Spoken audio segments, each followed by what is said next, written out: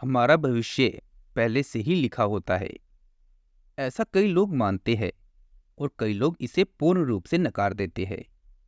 यह प्रश्न हमेशा से ही बहस का विषय बना रहता है। कहा जाता है कि जैसा कर्म हम इस जन्म में करते हैं, वैसा ही परिणाम हमें अगले जन्म में मिलता है, जो कि कुछ हद तक सही भी है।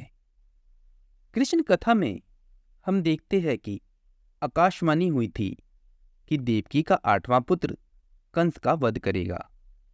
लेकिन कंस ने यह बात सुनकर कहा कि वह मेरा वध तो तब करेगा जब मैं उसको उत्पन्न होने दूंगा। इसी सोच के साथ जब भी देवकी के कोई बच्चा जन्म लेता, तो कंस वहां जाकर उसके जन्म से कुछ घंटे के भीतर ही उसे मौत की नींद सुला देता। लेकिन जब देवकी के 8वें पुत्र की बारी आई, तो विधि विधान के साथ जन्म भी लिया और बाद में कंस का वध भी किया। ऐसा इसलिए हुआ क्योंकि कंस की मृत्यु की भविष्यवाणी हो चुकी थी। साथ ही कंस के जन्म से ही लिख दिया गया था कि उसकी मृत्यु कैसे होगी और किसके हाथों होगी। इस संसार में जो भी मनुष्य जन्म लेता है, उसके बारे में भविष्य पहले से ही लिख दिया जाता है। मनुष्य का जन्म कैसे होगा, कौन सी जगह होगा और उसके जीवन में कौन कौन सी परेशानियां आएंगी, ये सब विधि का विधान है और इसे चाहकर भी बदला नहीं जा सकता। ऐसे कई पौराणिक शास्त्र एवं ग्रंथ मौजूद है जिनमें कई महापुरुषों के भाग्य पहले से ही लिखे होने के प्रमाण मिलते हैं। जैसे हम रामायण में देखते हैं कि ये पहले से तय था कि भगवान श्री राम को 14 वर्षों का वनवास मिलेगा। अर्थात इसके पीछे का कारण भगवान श्री राम के हाथों रावण का वध होना था। अगर माता कैकेयी मंथरा के बहकावे में ना आती, ना ही श्री राम को माता सीता के साथ वनवास के लिए जाना पड़ता, तो सोचिए रावण का वध श्री राम के हाथों कैसे संभव होता। ये सब कैसे होना था, ये सब पहले से लिखा जा चुका था, जिससे कि ये सभी के सुमेल से संभव हो पाया। इसी तरह हर एक प्राणी का भाग्य लिखा जा चुका है। हम सब नाटक के छोटे से पात्र हैं, जिनका किसी न किसी उद्देश्य के चलते इस संसार में जन्म हुआ है।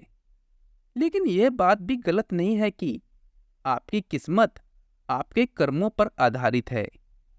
आप जैसा बोओगे वैसा ही पाओगे।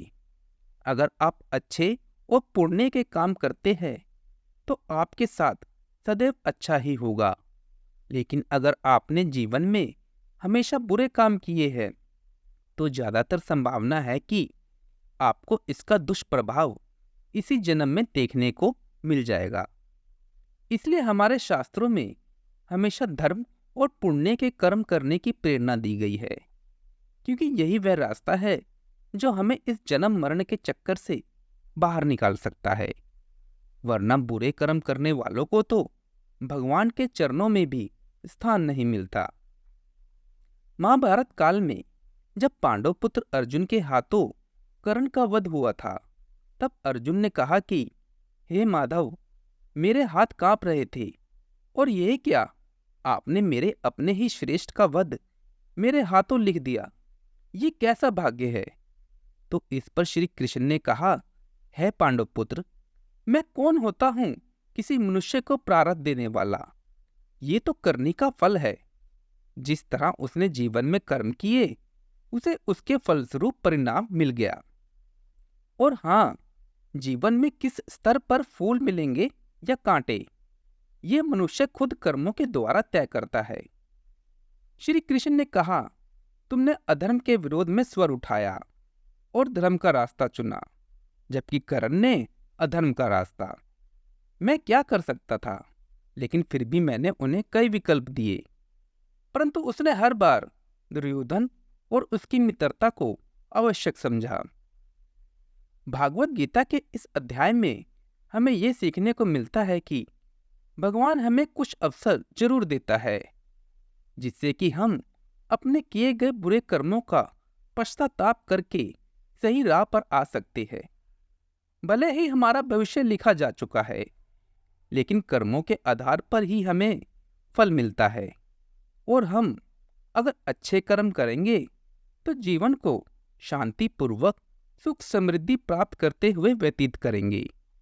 अन्यथा बुरे कर्म करने पर तो इसी जन्म में ही हमें उसके दुष्प्रभाव देखने को मिल जाएंगे और उसका प्रभाव निश्चित रूप से अगले जन्म पर भी पड़ेगा। वीडियो पसंद आई हो तो लाइक करें, शेयर करें और चैनल पर नए हैं तो चैनल को सब्सक्राइब जरूर करें। धन्यवाद।